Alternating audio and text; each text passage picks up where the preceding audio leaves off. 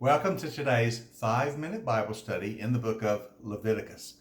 Today we are looking at Leviticus chapter 15. Now today we are concluding the section of Leviticus in chapters 11 through 15 that deal with matters of ritual impurity or ritual uncleanness. We've seen in this section there are a number of things that can make you unclean. Now, remember, we've said several times already, these things are not a matter of sin. They're simply a matter of activities or normal functions of life that can make you unclean in the sense that ritually you are not prepared and thus not able to go into the tabernacle to go to places of worship. We saw this, for instance, in chapter 12 in the matter of childbirth. After childbirth, the mother would be ritually unclean for a certain amount of time. No sin involved, obviously.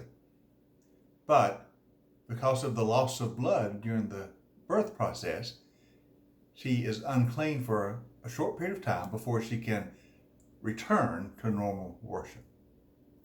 Now, as we get into chapter 15, we see the same thing. There are a number of bodily fluids, similar to the loss of blood in childbirth, but a number of bodily fluids that can cause a person to become ritually or ceremonially unclean.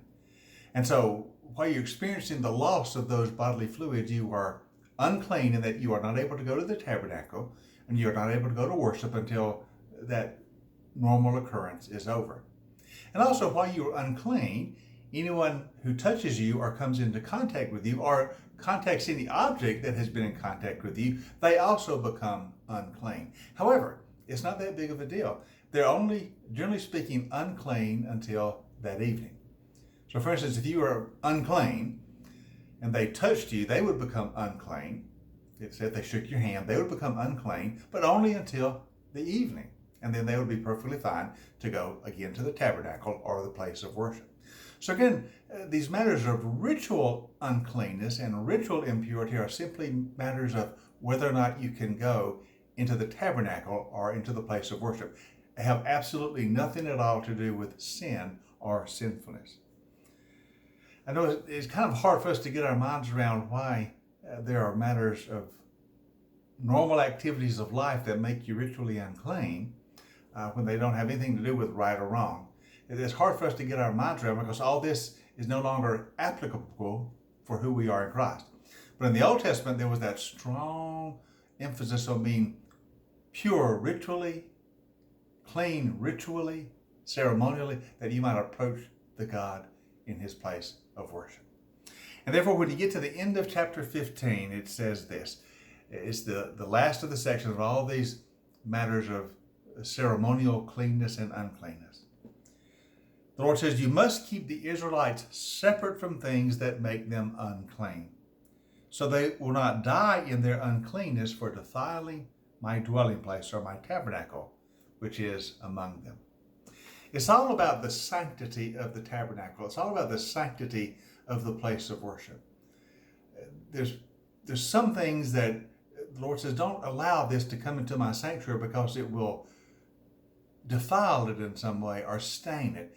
It will contaminate it, and that contamination must be removed.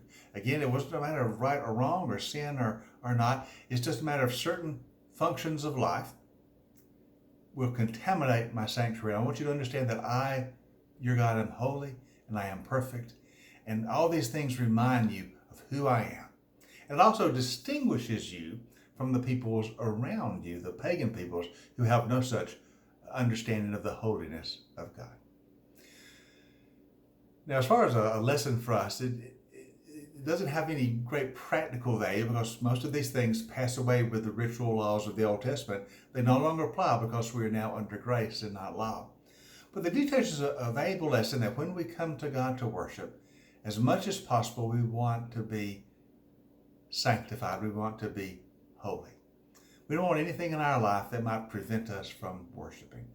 That's why we tell folks to prepare yourselves, heart, mind, and soul, to come into the house of the Lord and worship. You want to be ready. You want to be prepared. You want to put away those things that might distract you. So as much as possible, when we come to the place of worship, our tents of meeting, our tabernacles, we come as prepared as we possibly can be to experience the presence of God. For our God is a holy God who has invited us into his presence by his grace. And we want our hearts to be as ready as they possibly can be. Hope you'll join us tomorrow as we continue our 5-minute study in the book of Leviticus. And tomorrow we'll start looking at chapter 16, which deals with the Day of Atonement.